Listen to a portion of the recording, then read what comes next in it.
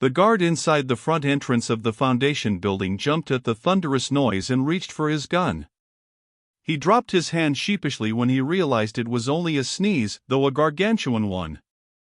Brian came up, sniffling, huddling down into his coat.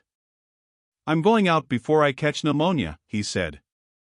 The guard saluted dumbly, and after checking his proximity detector screens he slipped out and the heavy portal thudded shut behind him.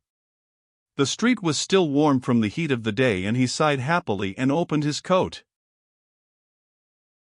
This was partly a reconnaissance trip and partly a way of getting warmed up. There was little else he could do in the building, the staff had long since retired.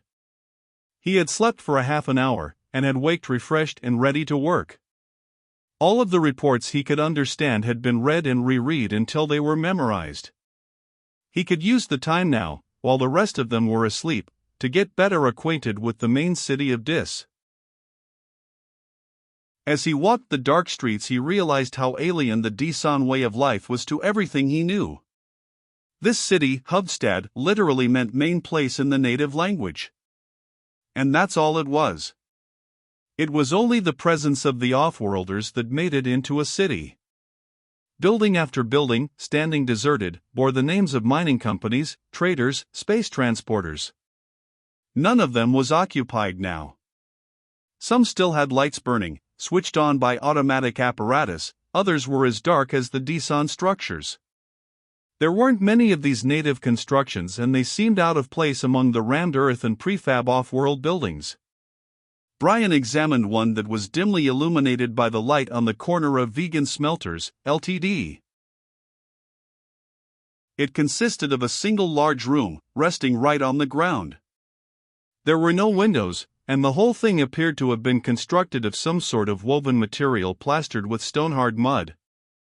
Nothing was blocking the door and he was thinking seriously of going in when he became aware that he was being followed. It was only a slight noise, almost lost in the night. Normally it would never have been noticed, but tonight Brian was listening with his entire body. Someone was behind him, swallowed up in the pools of darkness. Brian shrank back against the wall. There was very little chance this could be anyone but a Disan. He had a sudden memory of Merv's severed head as it had been discovered outside the door. Igel had helped him train his empathetic sense and he reached out with it. It was difficult working in the dark, he could be sure of nothing. Was he getting a reaction or just wishing for one? Why did it have a ring of familiarity to it? A sudden idea struck him. "Ulv," he said, very softly. "This is Brian." He crouched, ready for any attack. "I know," a voice said softly in the night. "Do not talk. Walk in the direction you were going before." Asking questions now would accomplish nothing. Brian turned instantly and did as he was bidden. The buildings grew further apart until he realized from the sand underfoot that he was back in the planet-wide desert. It could be a trap, he hadn't recognized the voice behind the whisper, yet he had to take this chance. A darker shape appeared in the dark night near him, and a burning hot hand touched his arm lightly.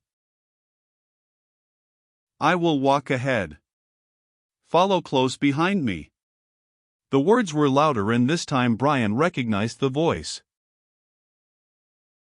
Without waiting for an answer, Ulf turned and his dimly seen shape vanished into the darkness. Brian moved swiftly after him, until they walked side by side over the rolling hills of sand. The sand merged into hard-baked ground, became cracked and scarred with rock-filled gullies. They followed a deepening gully that grew into a good-sized ravine. When they turned an angle of the ravine, Brian saw a weak yellow light coming from an opening in the hard dirt wall.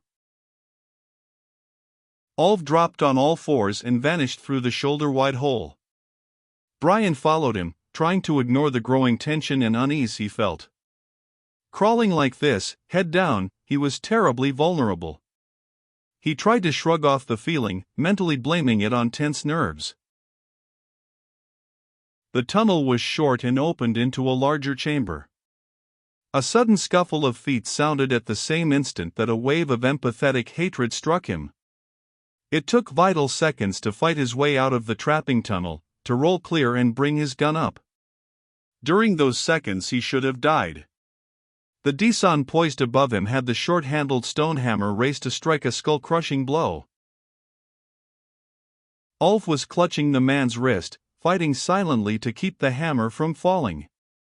Neither combatant said a word, the rasp of their calloused feet on the sand the only sound. Brian backed away from the struggling men, his gun centered on the stranger. The Desan followed him with burning eyes, and dropped the hammer as soon as it was obvious the attack had failed. "Why did you bring him here?" he growled at Ulf. "Why didn't you kill him?" "He is here so we can listen to what he says, Gebk. He is the one I told you of, that I found in the desert. We listen to what he says and then we kill him," Gebk said with a mirthless grin. The remark wasn't meant to be humorous, but was made in all seriousness. Brian recognized this and knew that there was no danger for the present moment. He slid the gun away, and for the first time looked around the chamber. It was domed in shape and was still hot from the heat of the day.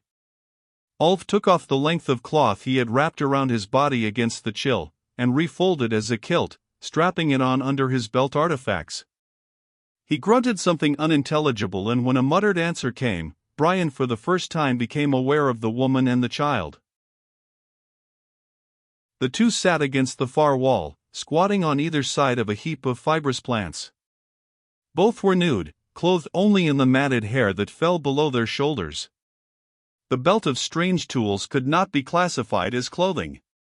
Even the child wore a tiny replica of her mother's.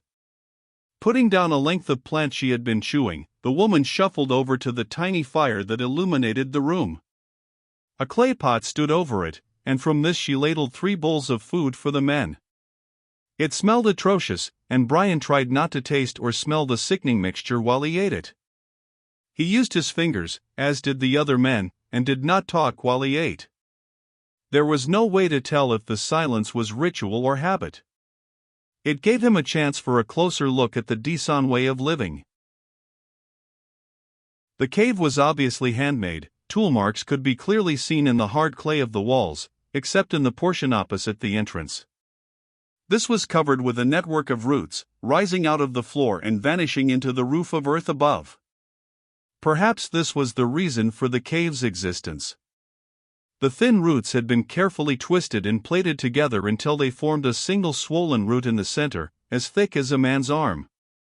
From this hung 4 of the veeds. Ulf had placed his there before he sat down.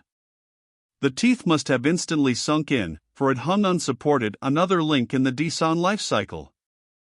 This appeared to be the source of the veed's water that nourished the people.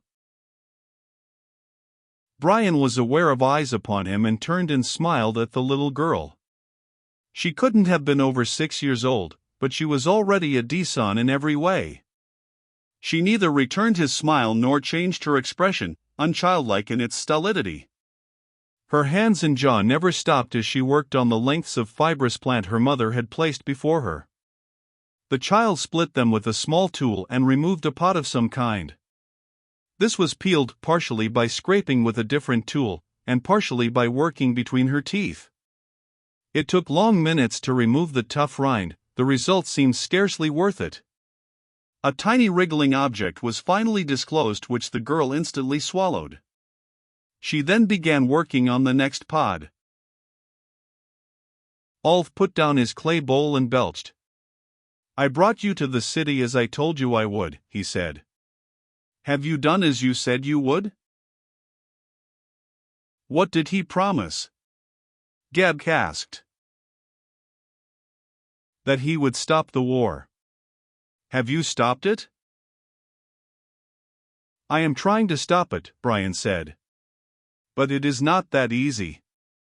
I'll need some help. It is your life that needs saving, yours and your family's.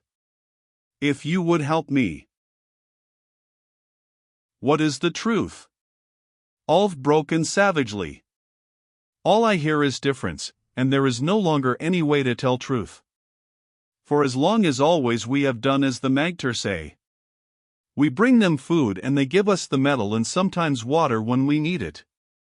As long as we do as they ask, they do not kill us. They live the wrong way, but I have had bronze from them for my tools. They have told us that they are getting a world for us from the Sky People, and that is good. It has always been known that the Sky People are evil in every way, and only good can come from killing them, Gebk said. Brian stared back at the two Dissons and their obvious hatred. Then why didn't you kill me, Ulf? He asked. That first time in the desert, or tonight when you stopped Gebk? I could have. But there was something more important. What is the truth? Can we believe as we have always done?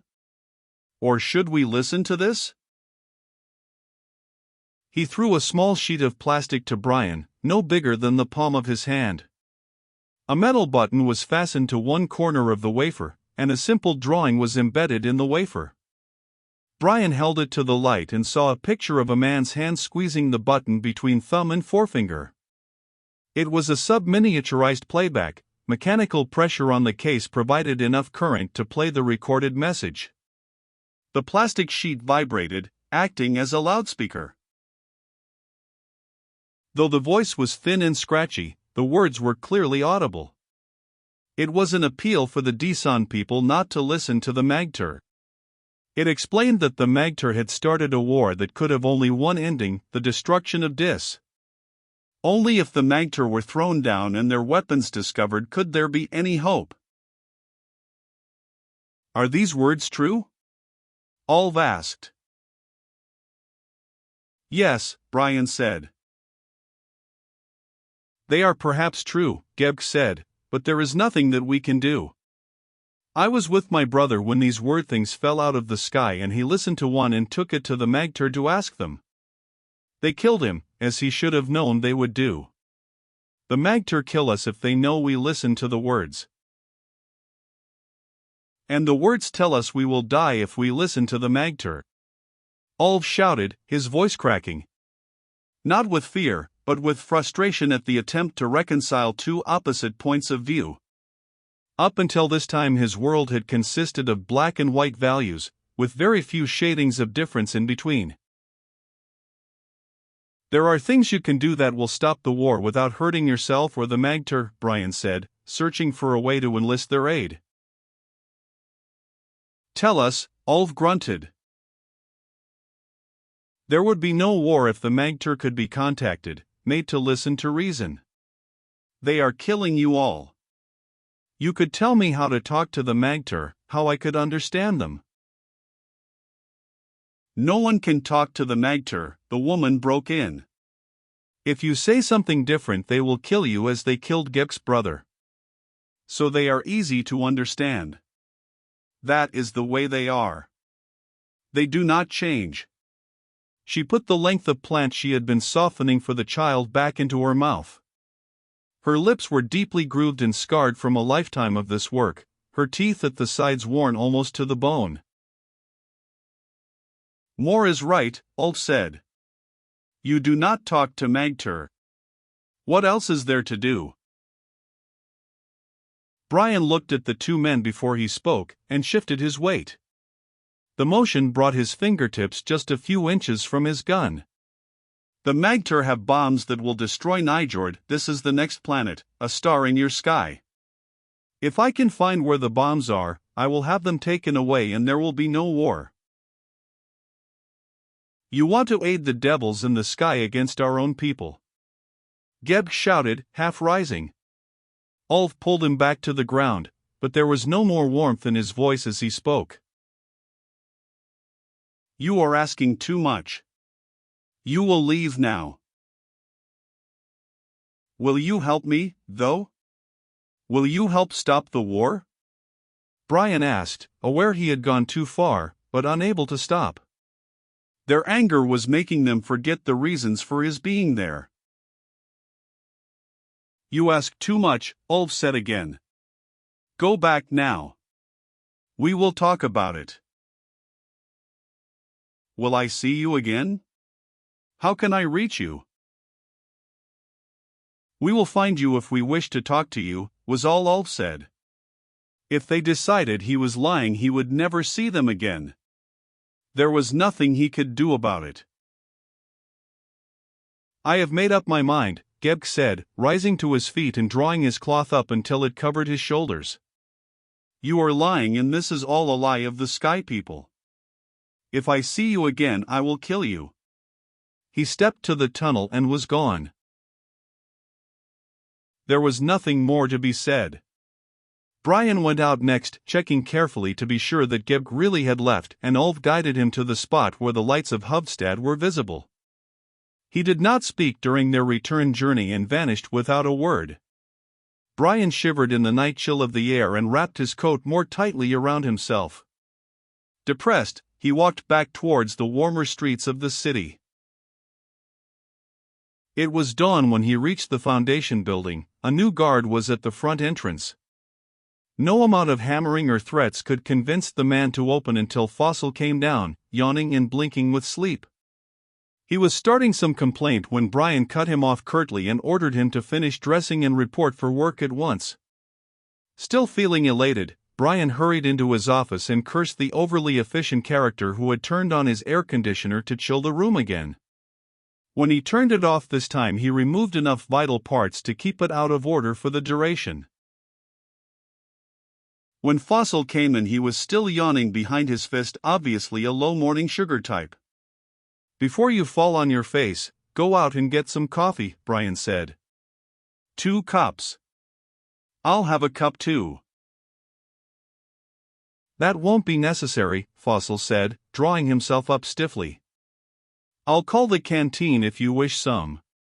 He said it in the iciest tone he could manage this early in the morning. In his enthusiasm, Brian had forgotten the hate campaign he had directed against himself. Suit yourself, he said shortly, getting back into the role.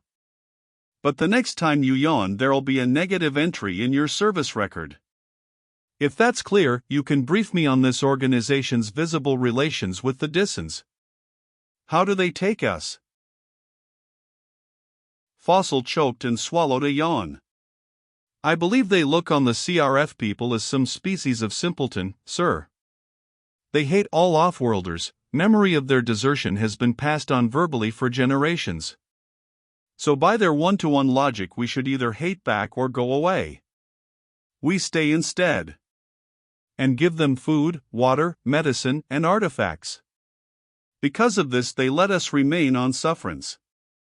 I imagine they consider us do-gooder idiots, and as long as we cause no trouble, they'll let us stay. He was struggling miserably to suppress a yawn, so Brian turned his back and gave him a chance to get it out. What about the Nijorders? How much do they know of our work? Brian looked out the window at dusty buildings, outlined in purple against the violent colors of the desert sunrise. Nijord is a cooperating planet, and has full knowledge at all executive levels. They are giving us all the aid they can.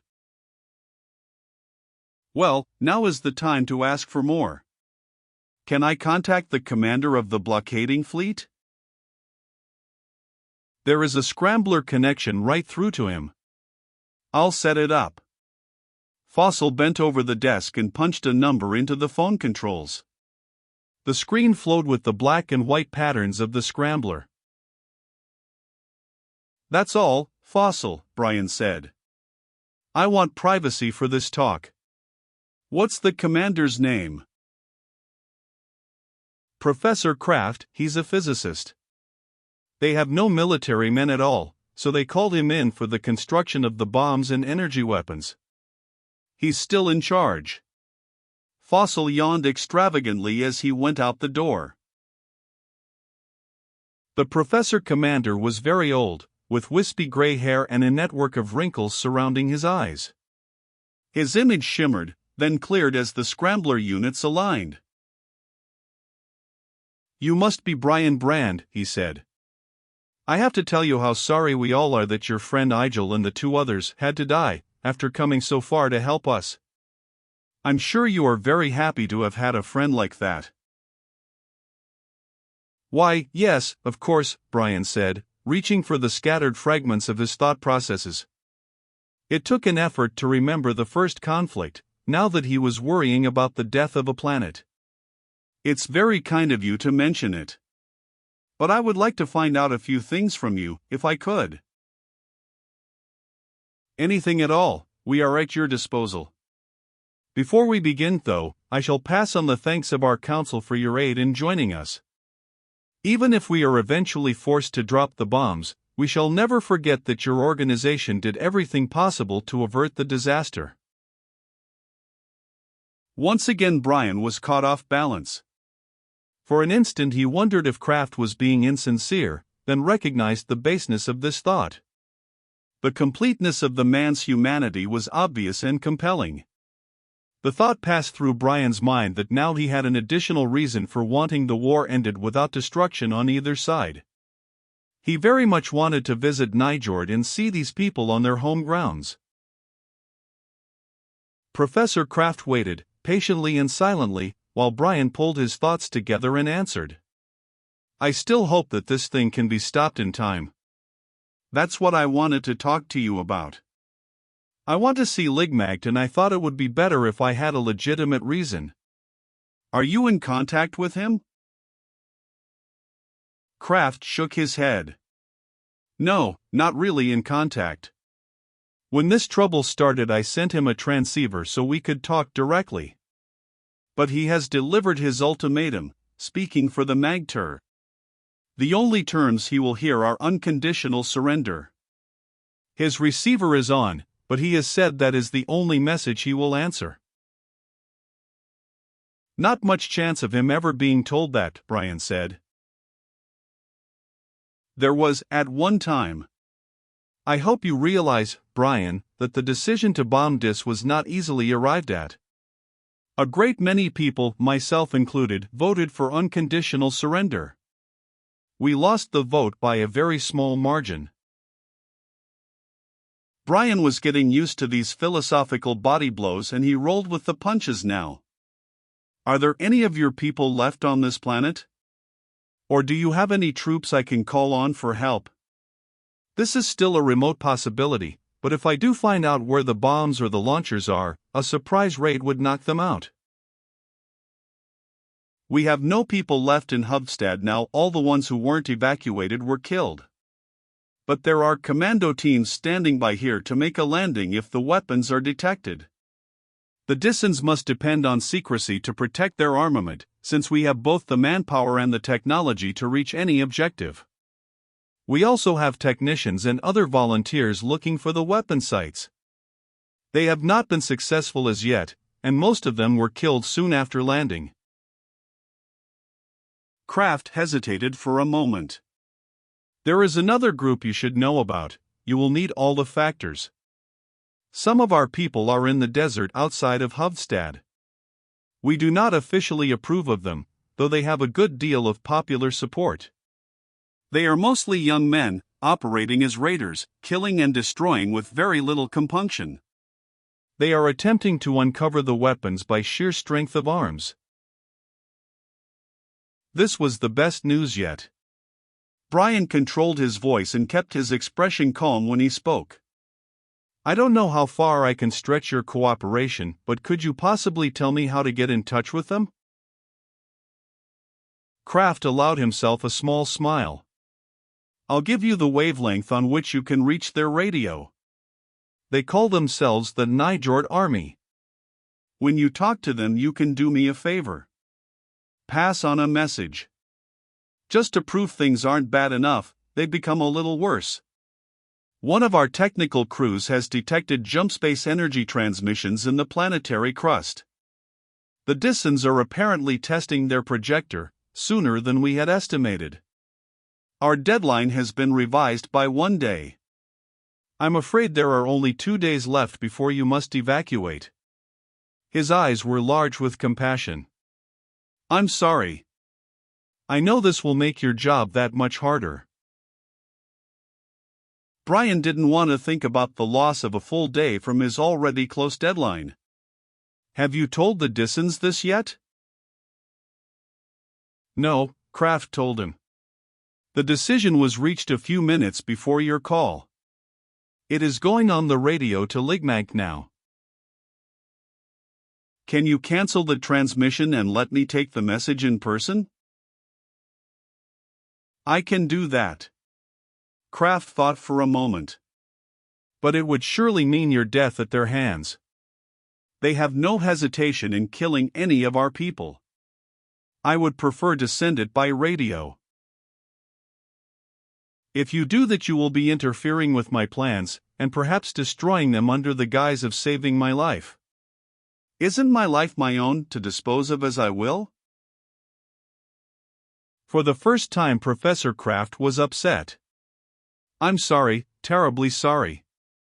I'm letting my concern and worry wash over into my public affairs.